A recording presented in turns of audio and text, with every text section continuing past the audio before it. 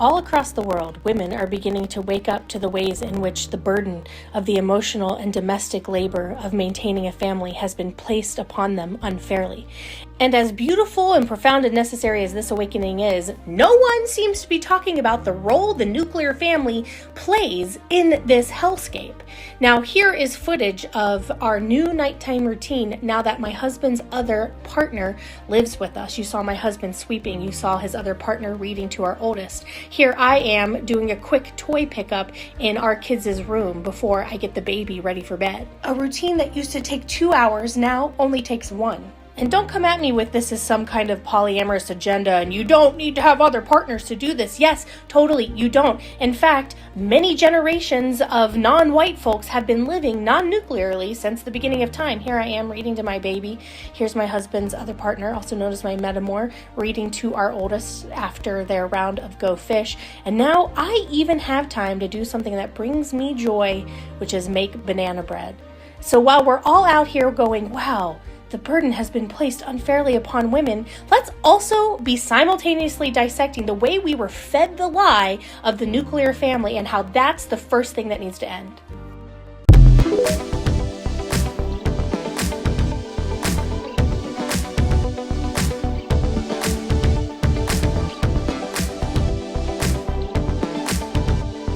Hey ladies, welcome back. How are you doing? I hope y'all are doing great. Please do me a favor and hit that subscribe button on your way in. If you're new here, I'm your host Nava, and let's jump into this topic, y'all, of the nuclear family.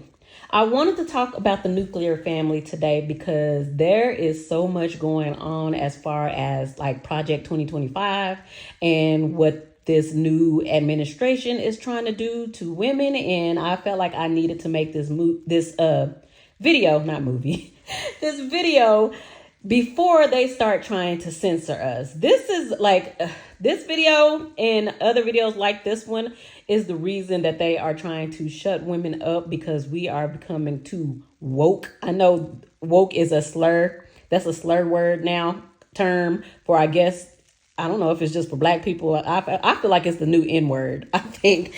But it's more than just black women that are woke or, you know, are paying attention to stuff. But I wanted to talk about the nuclear family. A lot of people don't know that the nuclear family is less than 100 years old, and it was created by America for capitalism and just so they can get more money. Like, because if you cut women off from their community, they have to go to work. If you cut them off from their community, they have to pay for daycare. That's another way that they make money. It's just so many things that goes into the nuclear family that is not natural. And that is why we're seeing like so many women like filing for divorce, because it's like so hard on women to be in a nuclear family with a man who they are the complete opposite of. Men and women are the complete opposites. I don't care what nobody says. And opposites do not attract. It's obvious the way that so many women are filing for a divorce, the way that so many people are just like cheating on each other. I don't believe in natural monogamy, so I believe it is hard for people to not cheat, but a lot of people feel like that is natural to be monogamous, and it's not. That's another lie that we've been told. And if it was just natural, it would just not be so many people doing it. I also believe that we're going to see a lot of men windmilling against the notion that we're supposed to be communal and not in nuclear families, because men actually benefit more from marriage than women. Even though they don't like women, a lot of men do not like women. They don't like being married. They don't want to be married, but they do it anyway, because no matter what, they're going to benefit. They're going to get sex on demand most of the time. And even if they don't get it in demand, they know that it's going to be there if they want it sometime that week. They're going to get some from somewhere, and they don't have to go out and pay for it or hunt it down if they weren't in like a nuclear family. And also they're going to get free services that if they didn't have that wife or that girlfriend there, that they wouldn't get. They would have to cook for themselves and learn how to cook, or they would have to eat out all the time or look for women to do it. They would have to do a lot of stuff. They would have to clean if that woman wasn't there, because in this society, and all societies have just taught us that women are supposed to do these things. And I believe that women are supposed to do these things, but I don't think we're supposed to do it. I know we're not supposed to be doing it in a nuclear family unit because women are getting tired and wore out by it. If we were in a communal setting, like we're supposed to be, like in a matriarchal communal setting, women wouldn't be just so tired and exhausted and working and having kids and cooking and cleaning and having sex and just doing all of this stuff on their own, and they wouldn't be dying earlier and just breaking down and having mental issues. It's so many things that are negative for women and men that come with being in like traditional family units, but the men are willing to sacrifice it because, like I said, they benefit more from it. They don't want to be faithful, but they're willing to get married and just cheat anyway because that's just what they want to do. Men are they're going to do what they want to do, whether they're in a traditional or a communal setting. But it really just hurts. It hurts women more when they're like forced to be in these marriages and the men are not being taught to like contribute in any kind of way. You have to actually teach them and enforce it on them, and it still doesn't work most of the time. So if women were in like communal settings, you wouldn't really have to do that. You would just put them in a communal setting, and since it's just natural to us, we would help each other. We would all share, and the kids would be enjoying each other. You wouldn't have to worry about men messing with your kids or with the other women. If the women, I'm seeing a lot of people saying that it's supposed to be grandpa in the house, the uncles, the brothers are supposed to be in the house. If we weren't in like a like the way we're set up now. What did I say?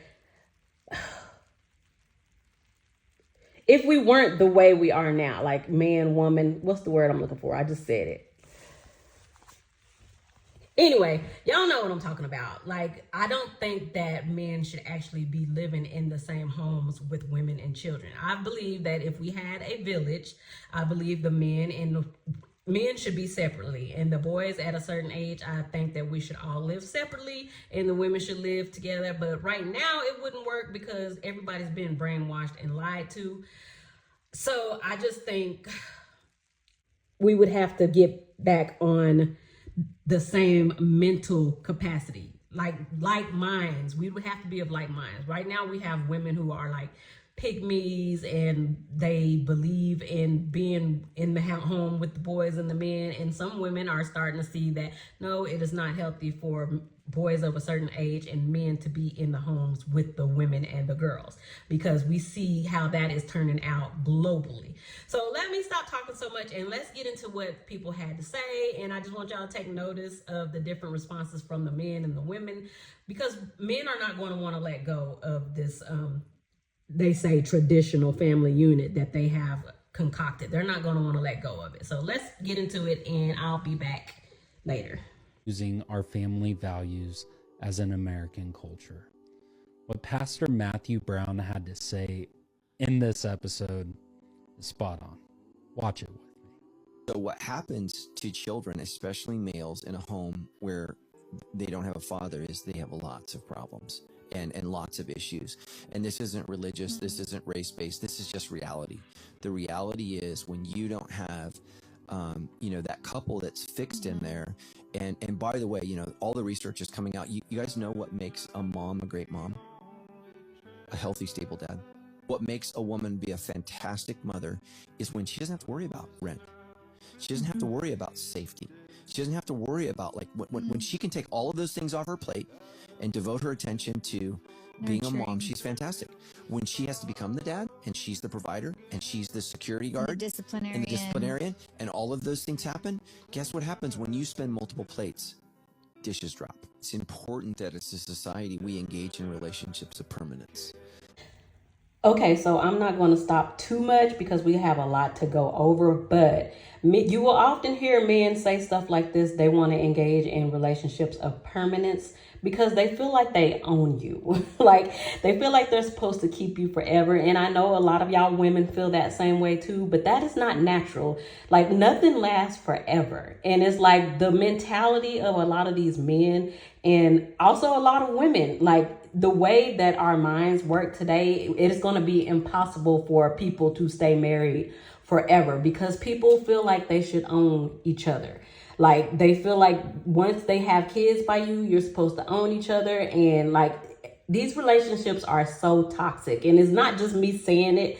The stats are giving all the reasons why women are getting divorced and all the reasons why men are getting married 3 and 4 times to different women. Some men even lie about the amount of times they've been married because they know that women will clock it. They will see, oh, you've been married 3 times or twice already. I'm not going to be your third wife. So I know personally of a guy that lied about his second wife, who he was married to for 10 years, to his new wife. And she found out after they got married, and I think after the baby, but I don't know. I talked to both of the wives, but I didn't know that the new wife didn't know about his 10-year marriage that he was in. So men know that women are not going to want to marry them if they're in like 3 or 4 marriages. That means something is off about them.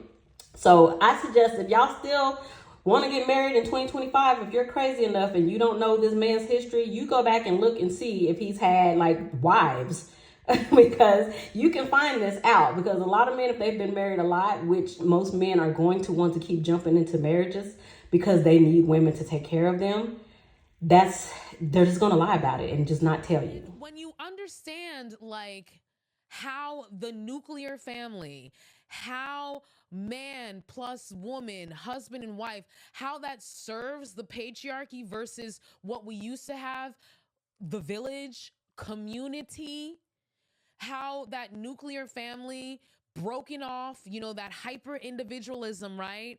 Broken off from the network that we used to have of community and the village that supported us. We now have these nuclear families. We now have husband and wife. That's who takes care of the kids, right? And we know that serves the patriarchy. By keeping us in these isolated little tiny nuclear family units that we're all suffering in because it's hard. You can't raise, 2 people can't raise a family. It's just too hard. In the conditions of the world that we live in, the country we live in, with the way capitalism and this government is working.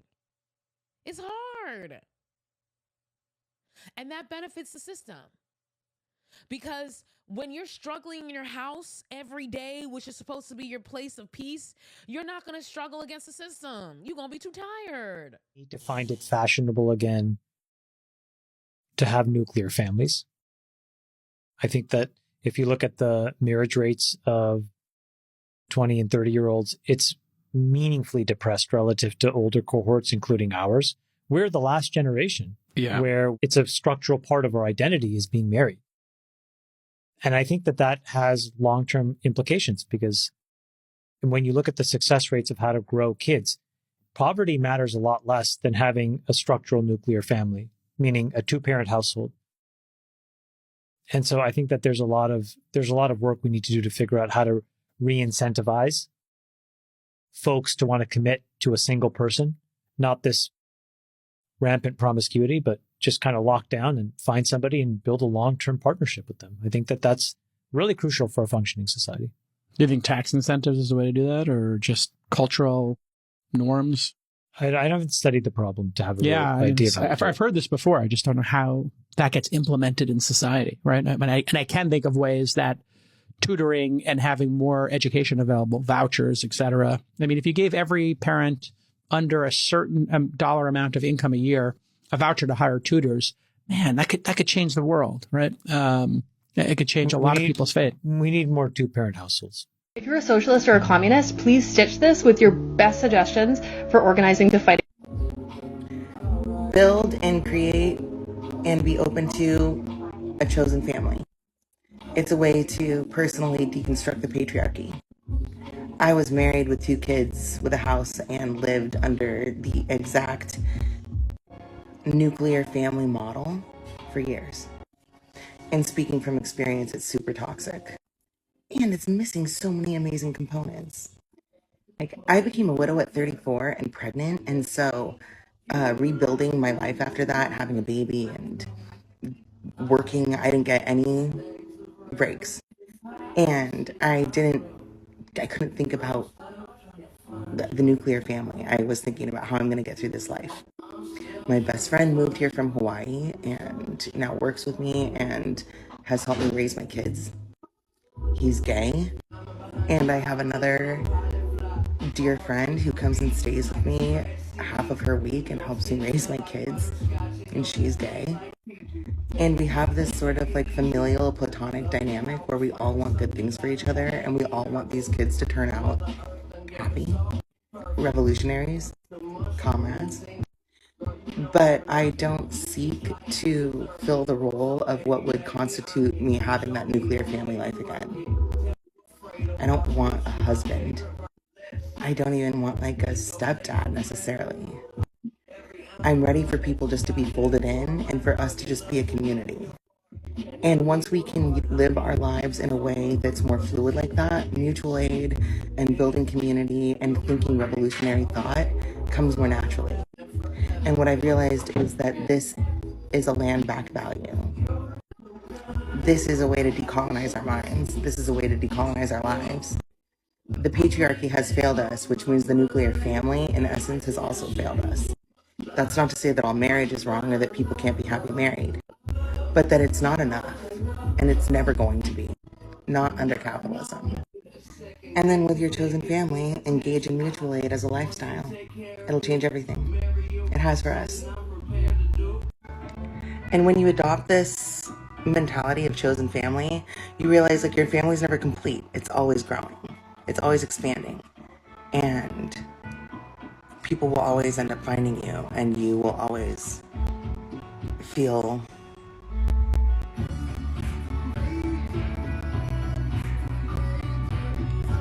secure, safe. Oh, you're gonna make me do another history lesson, aren't you? All right, here we go. Let's put my women's studies degree to good use.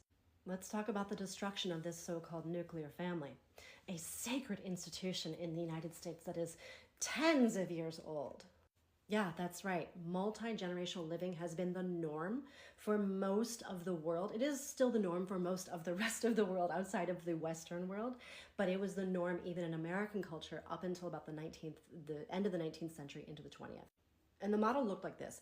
We had multiple generations of people living in one household or on one property, and everyone contributed to the care and feeding of one another. So that looked like grandparents helping younger children so that the people who were middle-aged could go out and do like the bulk of the work. The exchange was that once the elderly people got a little bit too old to be doing any more physical labor, we offered them care because that's just the compassionate thing to do. Now enter the nuclear family, which entered just about at the end of World War II. You have this combination of veterans, GIs coming home from the war, and they were given all of these incentives to go out and buy housing. This was single family housing. Add to that the advent of Social Security, which meant that the elderly no longer needed to have the care of their younger generations in order to maintain their lives. And instead, they got the luxury of living out the rest of their time in someone else's care who didn't give a shit about them. This is why we have nursing homes, by the way. So what does this all have to do with women and getting the right to have a credit card and bank accounts and voting, et cetera, et cetera? Well, my dear, the advent of the nuclear family created second wave feminism because women often performed household tasks not by themselves, but oftentimes in conjunction with multiple generations of people. You had aunts, grandmothers, younger, older children, right? And before the Industrial Revolution, you actually had the men at home as well. So this idea of women's work is completely fabricated, and that women's work forms the basis of what we believe to be the nuclear family. Now, one of the most interesting historical moments in World War II was the fact that on the home front in the US, women were encouraged to take factory jobs outside of the home to make up for the fact that all of the men were over fighting the war. After that, there had to be some kind of reprogramming. You can actually go back and find ad campaigns that were telling women that their job was to be in the home. In other words, they were to be happy cooking and cleaning and raising the kids, and want nothing of their own needs and desires outside of the house. Now, as I said before, this idea of women's work, it was very different up until that point, up until after World War II, mainly because if we were doing care of the home life, we were doing it not only in conjunction with our husbands, but also with other women, aunties, grandmas, older children, etc. And the nuclear family meant that you had one family living in a home, and therefore all of the work was done alone, in isolation. Isolation being the thing that right now so many people are suffering from.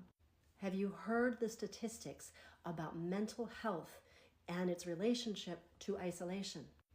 So yeah, it made sense that all of a sudden, all of these women who were supposed to be completely fulfilled by life in the home began to go like, this is actually kind of shitty when I did this all alone. Because also schools, as you put in air quotes here, I'm sorry, I had to point that out. I don't know what it means, but it means something. So these so-called schools were also taking children out of the home and therefore creating a vacuum of purpose in the home. So she's supposed to just sit there in high heels and just dust all day and have dinner prepared for when everyone comes home and be happy about it. So to use the original time frame that was given in the post that spurred this comment, this was 2 grandmas ago. That's how long the nuclear family has been around, 2 grandmas ago. This is not history. This is not the foundation of a traditional society. This is extremely recent, and it's an aberration from the way we've been living for the entirety of humanity. And that's why it's failed. When we have narcissistic family systems and structures at play, whether it's a man, whether it's a woman in the family who's narcissistic, whether it's the whole unit that has narcissistic tendencies, and everyone kind of enables and caters to the family narcissist, whether it's a man or a woman, patriarchy plays a huge role in these narcissistic family systems. Because patriarchy is about hierarchy. And hierarchy is a pillar of YT supremacy. And you can't have one without the other. You can't have patriarchy without narcissism, and you can't have narcissism without patriarchy. But I also believe that at the crux of a lot of this is supremacy. It's all about competition. It's all about outdoing the other. It's all about everything is mine, taking what's mine, all about me. I need to be in the spotlight.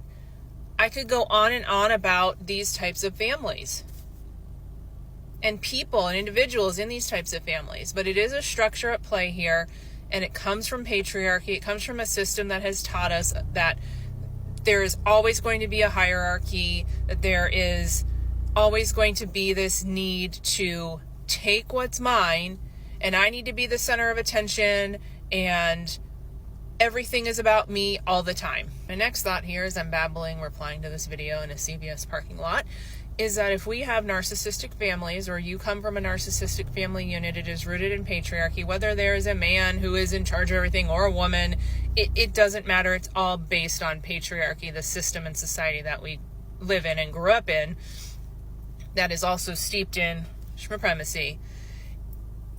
If we think about the roots of it, and I know I can go back further than this, if we think about the roots of it, it's really based on the nuclear family that was created with man, woman, husband, wife, 2 kids living in suburbia. And it was created, it being this family system, was created in a way of really seeking rugged individualism and having everyone play a role and play a part. And if we're not playing a role and playing a part, and we don't each have our own little role that we are playing in a family, then the system of that hierarchy within that family structure doesn't exist. And what was the nuclear family created for? Or who was the nuclear family created for originally? Men. And what was a woman's role within this nuclear family system? To cater to be the cook, the cleaner, the emotional and mental and even physical labor in the home, and negate all of her needs. You also can't have patriarchy without capitalism. And capitalism tells us if you are regularly individualistic and you just go after what you want, you can get it and it's all yours and everything is for you. And now I'm talking about and continuing to discuss a pillar of supremacy. That it is all mine, it's all for me. And if that's not narcissistic, worst disaster that ever happened to our culture is the nuclear family, because it doesn't work. Just doesn't work. So even if we, whether through death or moving or whatever, don't have the grandparents, aunts, and uncles biologically, we can create them. We can adopt people into our lives to fill those roles for our children, and they benefit from it. Oh, yeah, much. everybody wins. Yeah. Win. So the reason why the nuclear family may have been needed but is now problematic is because of the difference in conditioning between the two genders. Men are conditioned for competition and work and are usually taught to reject things like empathy and vulnerability, whereas women are conditioned to be nurturing and empathetic, and we're taught to reject any behavior that could be seen as aggressive. So now, not only have we conditioned these two counterparts to be completely incompatible, we have now placed a power imbalance in the relationship where men feel entitled to a certain level of superiority, aka a symptom of the patriarchy that has now exhibited itself on an individual level. The nuclear family is a lie. Nobody can keep up with the amount of work that it takes to maintain a family of 4 and still have a job, pay rent, make healthy food, have fun, go on vacations, contribute meaningfully to your community, keep a clean house, exercise, read books, learn, grow, rest, get 8 hours of sleep a night. These things are literally impossible to do in a family of 4 that lives without any community support. Or without a shitload of money. There's just not enough time in the day. Usually the first thing that gets sacrificed is your health. There's a reason that in the 50s and 60s, tons of housewives were using amphetamines in order to get all this shit done during the day. Not only were they using amphetamines, but the white women were using the underpaid labor of black women who, of course, had to work all day in these white women's homes and not have any time for all of these important things in their own families. So if you live in a nuclear family unit and find that you're going insane not being able to keep up with all of the things that we are expected to do to maintain a family and be healthy and happy ourselves, it's because capitalism has sold you a lie. Humans work better when we live communally and we don't have to do all of these things for ourselves every single day because we're taking care of each other. I love my family, but there's absolutely no reason we need to keep organizing society like this, with separate little units where everybody has to do everything for ourselves. Humans are meant to share. Key to fixing these issues that we have in our community is a well-functioning nuclear family. It's not just about getting a man and woman in the same house. You got to be healed within your own mind and doing the appropriate things, fully focused on raising productive members of society. So get yourself right first. Find you someone to love and be compatible with. Matter of fact, be more compatible than you love them, and raise a family together. That the nuclear family is just individualism disguised as community care, because I don't think that the nuclear family is inherently beneficial or good or correct or loving in its makeup. I think at the end of the day, it prevents us from fully investing in our communities. It focuses our attention on ourselves and our home and those who are like us and what we own. And it emphasizes the desire and the need for us to consume. And then I think about film and TV and how often public opinion is shaped by it, and how 93% of women who are murdered are killed by somebody that they know. But you wouldn't know that watching film or TV. It's all Law and Order, random attack in a park, or a serial killer. And I think about how that is a distraction, and how the nuclear family in film and TV is a distraction and a tactic that can be utilized by the patriarchy to keep women and queer folks from self-actualizing to create the world that they actually want to live in. The nuclear family is not traditional. Let me explain why. If we look at the 1950s model of a family of 3 living in a bungalow in the suburbs, we can already spot a few issues. A lack of grandparents, aunts, uncles, and cousins' daily influence. Lots of outsourcing, whether it be daycare, school, groceries, or household items. A lack of connection to animals and to nature. The nuclear family is, in my opinion, one of the stepping stones towards our modern atomized society. You first need to isolate the family before you can isolate the individual. In comparison, the extended family is warm, is plentiful, is self-sufficient, and facilitates community building. Villages are the accumulation of many extended families living collectively. In such a setting, you are less dependent on the state because there's always a family member or a friend of a family member who can help you in any specific area. It takes a village to raise a child because it helps immensely with their socialization. The extended family is the antithesis to modernity. Nuclear family is the downfall of society. We are not meant to live in small family units with the father, mother, and children. We are meant to live in a bigger community. Extended family, neighbors, friends, like not just the family unit itself. This is why so many people feel disconnected and why so many people are feeling lonely in this modern day and age despite being more connected than possible because of technology. The point of the nuclear family is to make us dependent on the system and to make us feel isolated and alone so corporations and capitalism can fall prey to it. It is a revolutionary action to make your own community, to live in community with your extended family if that's possible. If not, make your own community based off your neighbors, friends, people who live in your area. It is totally normal and human to seek connection. That's something we lack so much in society. We do not value connection to other people who are not just our romantic partner or very close friend.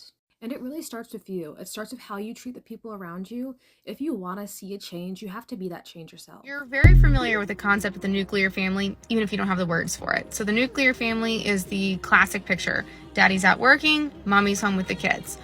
For many of us, there was some version of that included our mothers working or not working, but the general marriage to that concept is very intense in the American psyche. And the more religious your family is, the more committed they are to that picture. But here's what that structure ultimately leads to. When you have a hierarchy in your home, if that's the framework from which you look at the world, is 1, 2, 3, 4. People are in charge, 1, 2, 3, 4. And if you as the daughter look and you see the mother and her depiction is always at best number 2, right? Which often can be supplanted by the eldest son to the position of number 2. So let's not forget that. But you as the daughter are obviously harmed by that, but you as the sons would also be very harmed by that. In other words, you then grow up thinking and believing and recognizing not in a cooperative society where he can do well and she can do well and we can all do well, but it even plays into the way we look at business and the way we look at relationships, which is if I'm not winning, I'm losing. Or if I'm not on top, I'm underneath. And so when you're kind of grappling with how come they don't understand that I want to be about peace and cooperation and love and charity and all of that, the reason that they don't is because their framework and sometimes our framework is still very much stuck in this idea that if I do well, it's because I have to have people underneath me. A very competitive, very comparative, very toxic way that we view things. So I'm out here in Montana. I'm visiting my daughter, who is 25 years old, almost 26. And this video is directed at women who had kids and were far away from family. And because I read a lot of this about how women feel lonely and all this, and I experienced postpartum depression, but that could also be part of my bipolar disorder, whatever. But I will tell you this. We were not meant to have children alone. The nuclear family has failed us, okay? Like, we're supposed to have support. You're supposed to be near your family. Your mom's supposed to come over and your aunties and your cousins and all of that. That should be happening when you're having a baby. I think right now, especially a lot of moms, they feel pressure to be like perfect. They want to have, home-baked goods and the kids can only eat organic food and they have to sleep at this time and they have to get up at this time and they don't want to, all these women are talking about how they don't trust their friends to have sleepovers. So I'm like, so why are these people your friends if you can't trust them to take care of your kids? Like, we're supposed to take care of children as a community.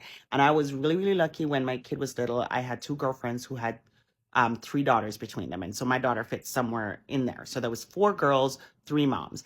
And there was a time when one of us would go pick up the 4 girls on a Monday, another one would pick them up on a Tuesday, another one picked them up on a Wednesday. We would feed them and bathe them. They would all bathe in the same bathtub. They became like sisters, right? And it's funny because there's two black kids and two white kids, and they just hung out. Like, we didn't care about any of that.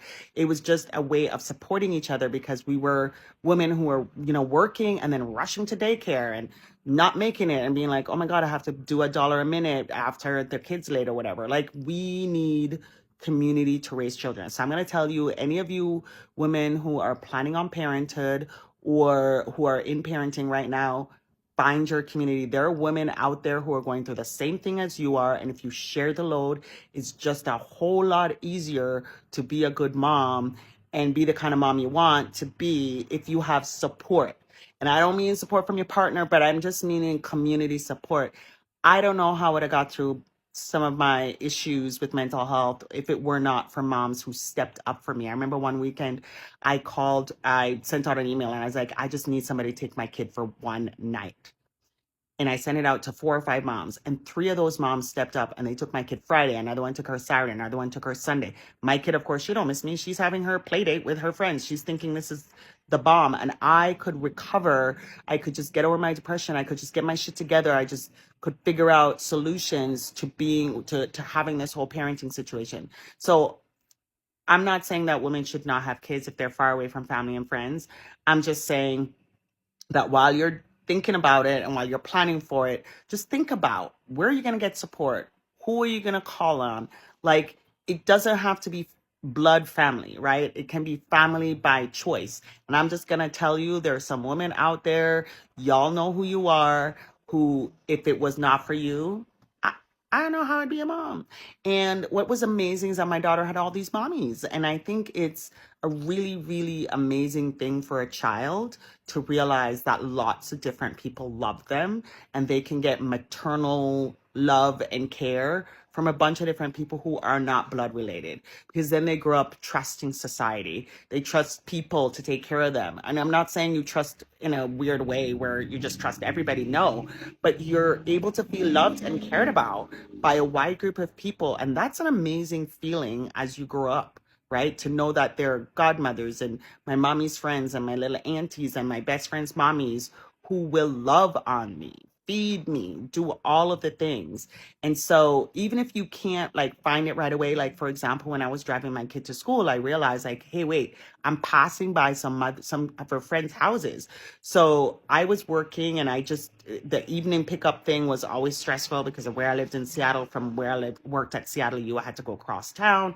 I live near the Key Arena. And so if any basketball game or concert or whatever, traffic was crazy. So I offered to these moms, I said, look, I have to pass by your house anyway. I will pick up your kid to school if you will pick up my kid after school, right? So it's like give and get, and it's just women taking care of each other. Now, I'm sure there's dads out there who go through the same situation. I'm not talking to you all right now.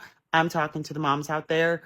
Know that love comes in all different shapes and sizes and colors and genders and all of that. And you shouldn't be out here parenting alone. That was not how nature meant for us to experience parenthood and especially motherhood. So love on yourself, but also find a community of love who will love on you, love on your kid, you'll be there for each other. There's women out there. Trust me. You just got to find them. I love it when people ask me questions about subjects that I wanted to talk about anyway. This is going to sound, but hear me out. I don't think that the future of childbearing should take place in nuclear families, in romantic relationships.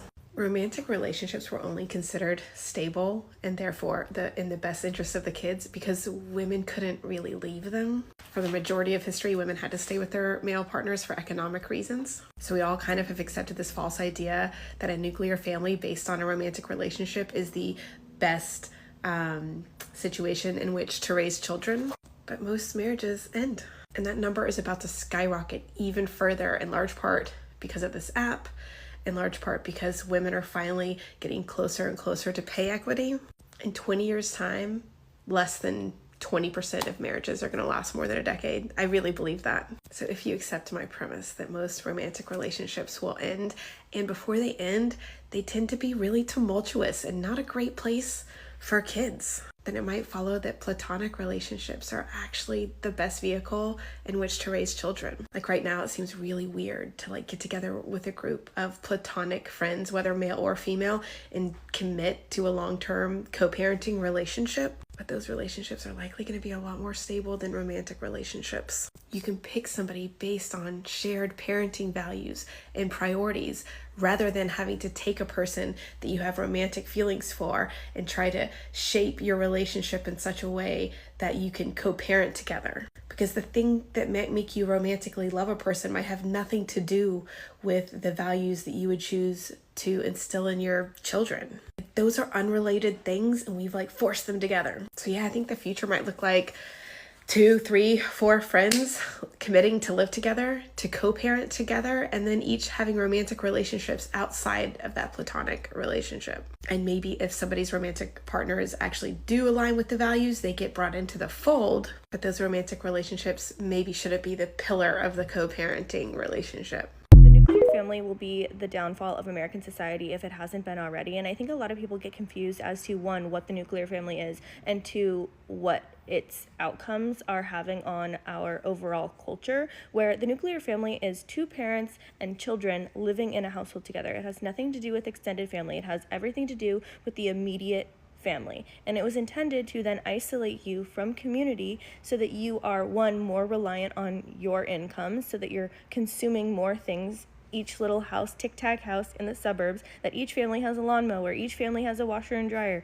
each family has whatever they need, leaf blower, instead of sharing among multi-generations like many cultures throughout the world do. A lot of cultures are a lot more generous with their time, energy, resources than Americans are, because we've been fed this individualistic perspective that you must take care of yourself and yourself alone. And no, the nuclear family is a mom and dad and extended family if we want them involved. If they aren't good for our kids, they will not be involved. It's okay to share certain views with conservatives. This misunderstanding of nuclear family is where you believe that it includes extended family, and it does not. And if you know for a fact that your family is not going to help raise the children that you choose to bring into the world, it is inherently selfish to do that to your child, knowing that they are going to go without in that regard.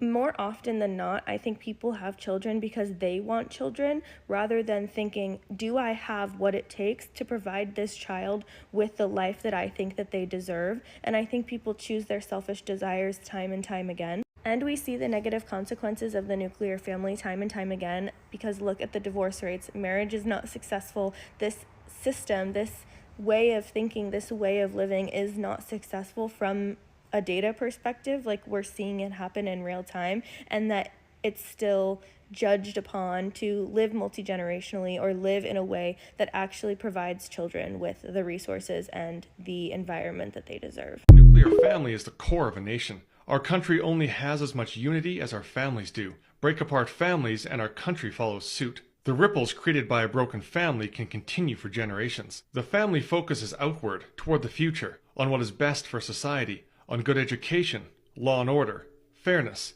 economic prosperity, and freedom. To preserve our nations, we must preserve our families. Believe that men and women should not live together in the same residence. Absolutely. They should not. They should not. Okay, so a man should not be living in the home where he raises his children. No.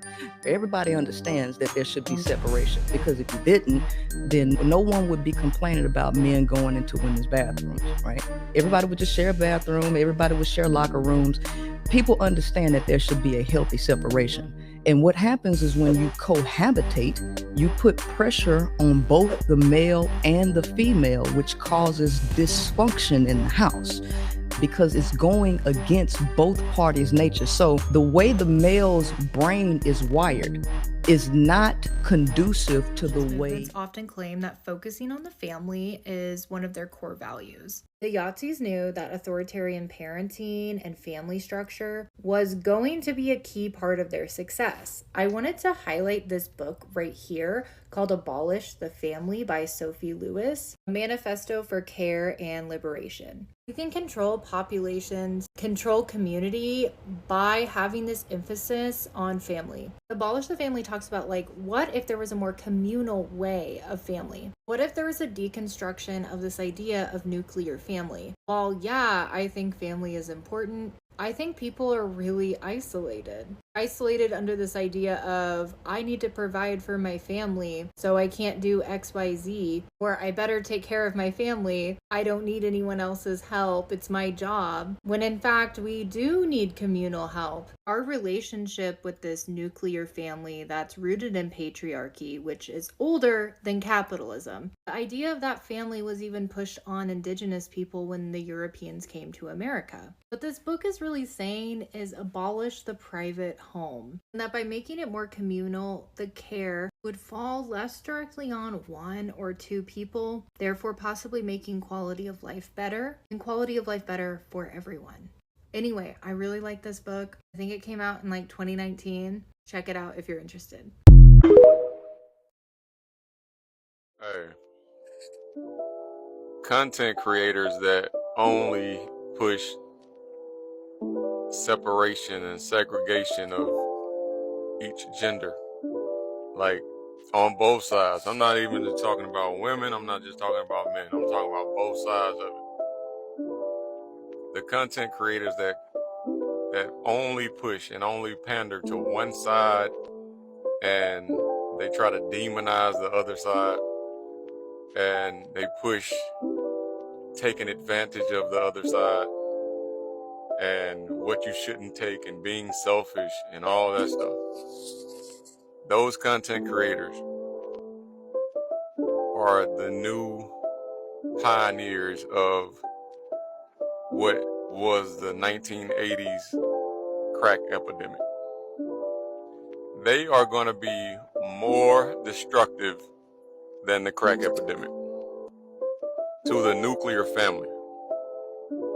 Mark my word. These people who are pandering to one side and making the other side, men or women, seem like they're the villain and seem like they're enemy, public enemy number one,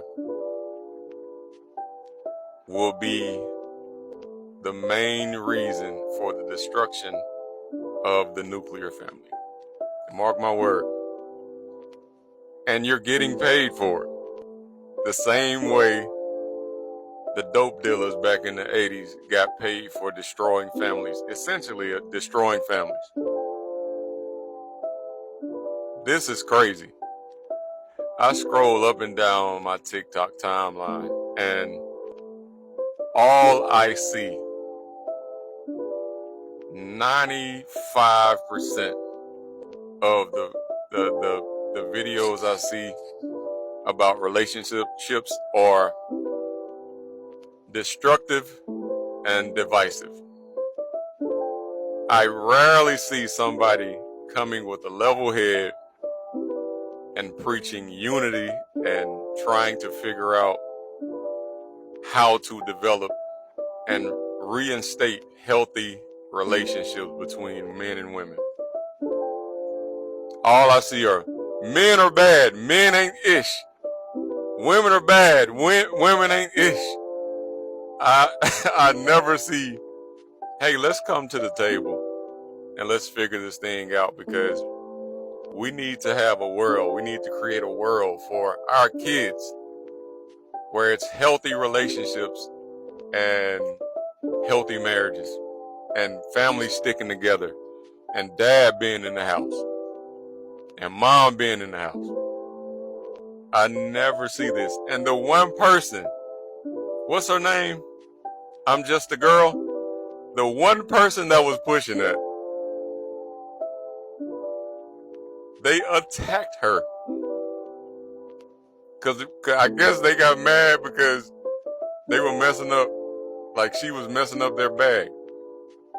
But a bag is not worth destroying a world or the family nucleus for your kids to see.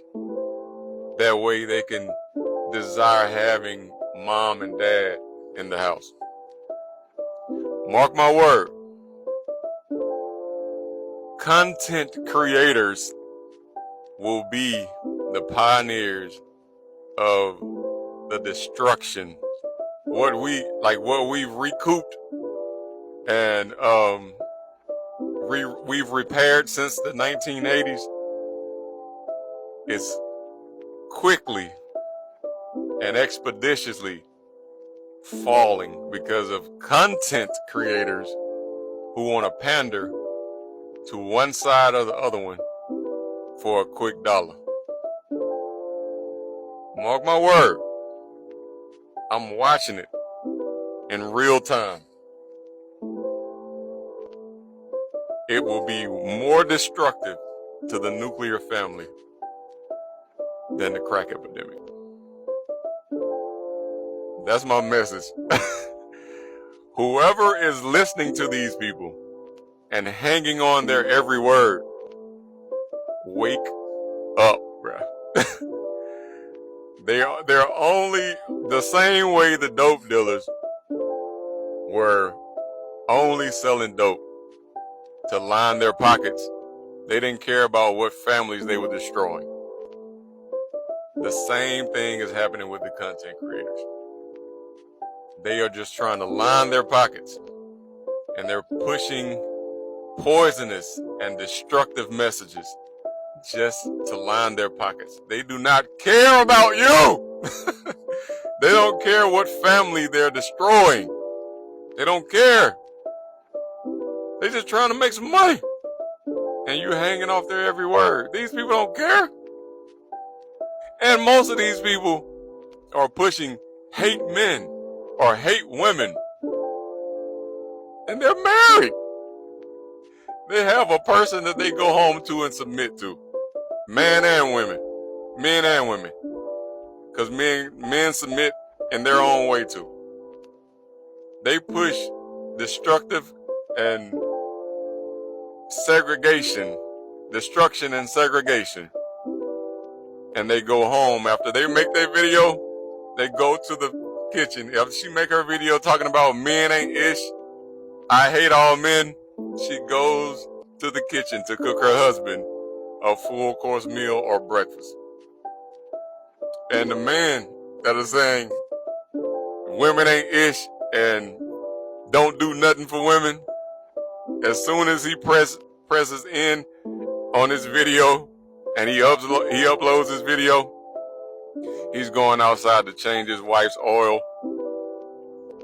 and make sure her tire pressure is right, while you go into your room arguing with your man or arguing with your woman. They sleep peacefully at night. They're eating T-bone steaks and tomahawk steaks off of your destruction. Wake up, man. Anybody that's pushing one side that hard, they're only trying to pander to you to make a couple dollars. I'm telling you, it's the crack epidemic all over again. It's just in a different format. I'm done. Nuclear family wasn't always the way that we raise kids. Yeah. I'm talking multiple caregivers. Lots of things going on in the tribe. Lots of people to hang out with. Instead of being cooped up in a house with the psyches of two.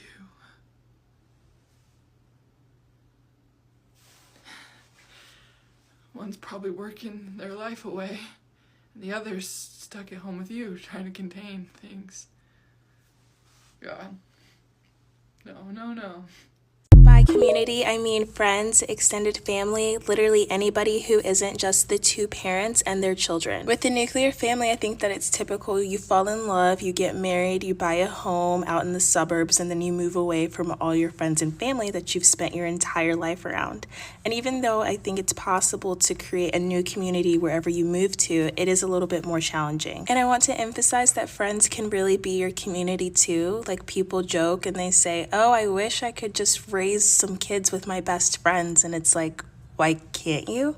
But like I said in a different video, it is so hard to challenge norms sometimes because our entire society is catered to people in traditional heterosexual monogamous relationships. There's a great article from The Atlantic that talks about the nuclear family versus having a community. It's called The Nuclear Family Was a Mistake by David Brooks. I recommend that you read it for more nuance. Nuclear family is literally the worst invention ever. It doesn't work for anyone. Thank you for coming to my TED Talk. Really important change is going to be the shift away from the nuclear family back to community.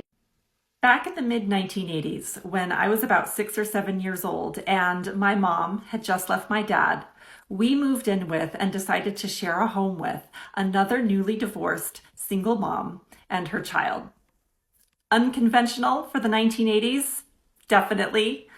Also, the happiest, most fun, most peaceful and contented time of my entire childhood? Absolutely. This living arrangement lasted very successfully for several years, and then we also had my aunt and her 2 children move in with us when she was going through her divorce. All of this ended up being very good for my mother and me because, well, my mother because it gave her more camaraderie, which was important for her in terms of being a single mother, and it also gave her better access to shared resources. For me, it was also amazing because it gave me the opportunity to develop loving and supportive relationships with 2 adults who were not my biological parents, but often felt like they were. And it also gave me a chance to develop relationships with these other children in the home who, again, were not my biological siblings, but they sure felt like it most of the time, which was especially important for me as an only child because I never felt alone. I think it's really important that we understand that the nuclear family is just one way to be happy if it works for you, but it's only one way among an infinite number of possibilities. We shouldn't be afraid to think outside the box and get really creative in forming and crafting a life that really works for us. The nuclear family, in the grand scheme of things, hasn't even been around for very long. So for us to think that it's the only viable option for us means that we've simply just been sold a bill of goods. When the basic form of family in a society is what we call the nuclear family, kind of that word nuclear, it means it's reduced to an absolute minimum. And where you have a nuclear family, you know that communities aren't self-governing. Communities don't have enough solidarity to organise themselves. So with nuclear families, you're going to have a huge vacuum between them, and someone's got to sort of step in and do all the stuff which families can't do themselves because the families are too small and too isolated. Mm-hmm. So where you have this form of family system reduced to an absolute minimum, you're going to get something like the state or some sort of rudimentary form of state stepping in because simply families themselves aren't big enough, strong enough, extended enough to to do all the things which are needed. Whereas in a hunter-gatherer society, the whole community is self-governing because children aren't just looked at after. A child won't be looked after by one mother. All the different mothers will share. In many hunter-gatherer cultures, the different women will breastfeed not only their own kids but one another's kids. And certainly they will look after, cuddle, carry, feed, care for, watch over so many different children. Each child feels as if it's got a whole bunch of mothers. So in those societies, it makes sense to use the same word, mother, for all these other mothers, which in the West we wouldn't consider to be real mothers. Mm-hmm. But for them, of course, they're perfectly real mothers because they behave like, feel like, cuddly like real mothers. Why is it that in countries other than America, there seems to be better family structure and value? For example, Italian culture, some Hispanic culture. Because of the nuclear family, where the father is the head of the household, he goes off and works, and the mother stays at home with the children. This is an extremely lonely way of living your life. Many Mediterranean people like Albanians and Moroccans have this thing called the extended family, where the oldest male, usually the great-grandfather or the grandfather of your family, is actually the head of everything. And they're the ones who have a lot of the responsibility to taking care of the family. Like in Latin America, they have this family structure where family friends are almost just as important as family, but also they do have an importance on the elderly, like grandparents, like you see in many Mediterranean cultures. Catholicism cannot be underestimated within Latin American culture, and the idea of godfather and godparents can even extend to relationships that they have with people who aren't even really their cousins, who are basically their cousins. Within Italian households, they are extremely grandparent orientated, meaning the grandparent still holds power within the family even after people leave their household. A lot of this could go back to the entire idea of paterfamilia, which is within the Roman Empire, grandparents would hold on to power long after their kids moved out, and they would basically be in charge of a lot of decision making for generations. And when they died, it would go on to next oldest sibling, his oldest sibling. And then it would go on to eventually the next generation, but who knows how long that would have took. So just think about how complicated that family structure would have been. And that's likely why Italian mobs were more successful than Irish mobs, just the level of intricacy within the family structure. You still choose your personal happiness over having a father, right, within the family helping you raise that child. Are you just as guilty? Should we put some blame on that? Because most gangbangers come out of a single parent households, right? Most drug dealers come out of single parent households. Like, you know, when I was buying property, there was a stat, Tyree, that highlighted how many single mothers occupy a certain community, right? And that could kind of tell you what the level of crime is in that community, right? The level of vice taking place in that community, and that's very deep, right? So if you're a black woman, now obviously if you're getting abused, if you get abandoned, I understand, right? You have to do what you have to do. If the father of that child passes away, you have to do what you have to do. But if you're just leaving a family or breaking up a family because of your personal happiness, or because you're not attracted to him anymore, or because you just fell out of love, I gotta put a lot of blame on those women who choose to do that, knowing that that can lead to a destructive-minded child. Society today, it is accepted that the nuclear family is pretty much on its way out. The idea of a man, a woman coming together, raising a family is gone. What we have instead is a generation of people who have affairs, you change partners regularly, broken homes, children who aren't really raised in a nuclear family environment. And now we're seeing that the respect for women has gone down significantly, and we've seen the objectification of women, which feminism was trying to challenge. It's actually gone much, much worse, and society is full of contradictions. Nuclear families finally criticized openly in public. We have, as a society, we have idolized the nuclear family, like man and woman alone together in box, raise children with dogs. We feel like that's like the optimal structure for society to function. And the nuclear family is just not it.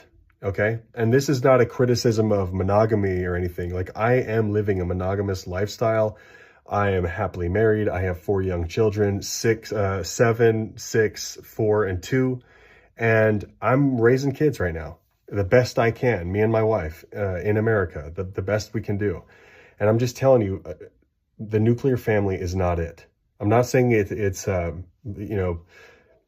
just saying it's not optimal. The optimal thing, clearly, and I know this in my bones and in every cell of my body, is a village. To live in a village is the best way to raise a human being, a Homo sapien, from infancy to adulthood, with the least amount of trauma, the most amount of social skills, the most amount of like compassion, understanding, learning, savvy, all of the exposure to the world, understanding the world, conflict resolution. All those things are just done better in a village. I lived in Mexico for a bunch of years, and down there they have a metal door and you walk into a courtyard, and then there's like basically a barracks in like a horseshoe around the courtyard.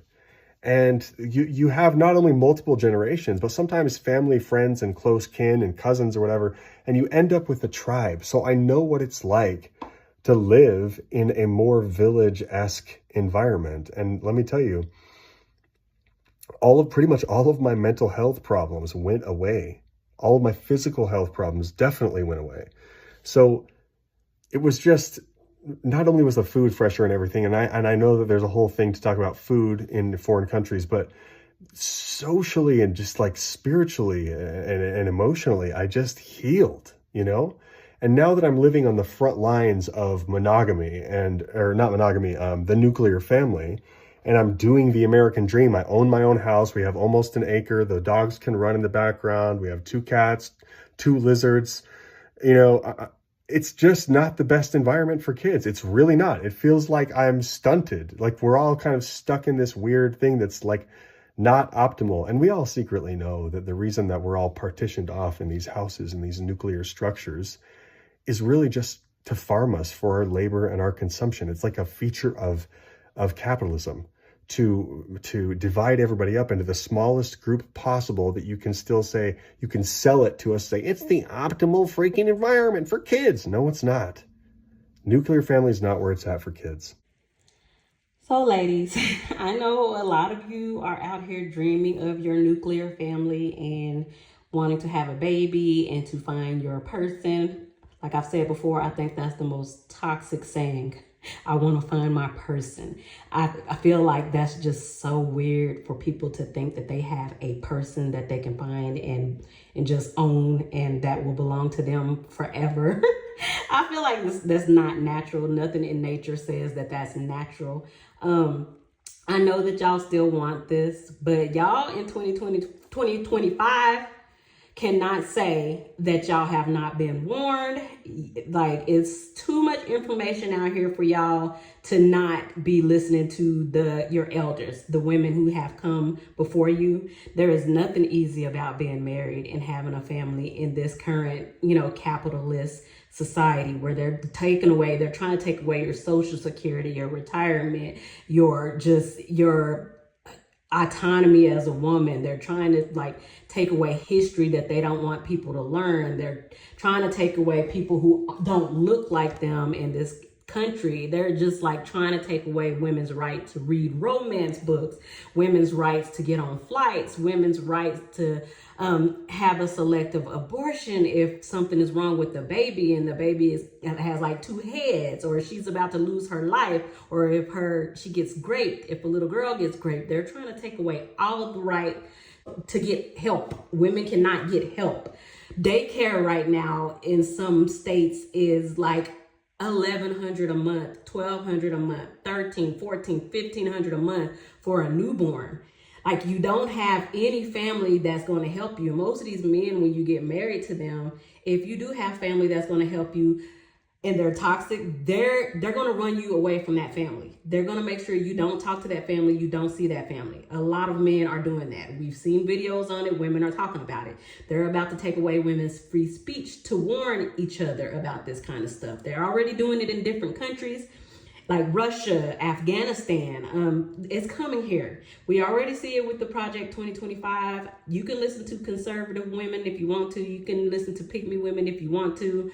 You can get mad that there are married women like myself out here telling you this stuff, and you can act like you're all confused as to why we're telling you this because we're married, because we care.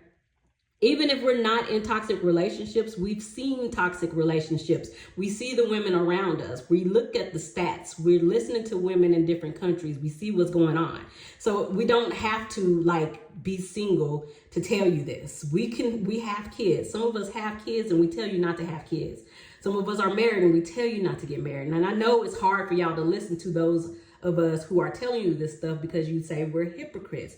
But learn from your elders and you don't have to fall into those same mistakes. I always say do what's best for you, but I do recommend that if women want to get married and have kids, you have it in your mind that you're going to be doing it alone. From the moment you say I do and from the moment that baby pops out, just always have it in your mind that you're alone and always have enough money backed up or saved that you'll be able to do it alone. But again, in this economy, people are losing their jobs left and right because these conservative men do not want you working. So your job is not promised. If you're not in a communal setting with women where y'all are making your own clothes, your own food, your own gardening, which they are making all of this stuff illegal because they're trying to force women to stay in these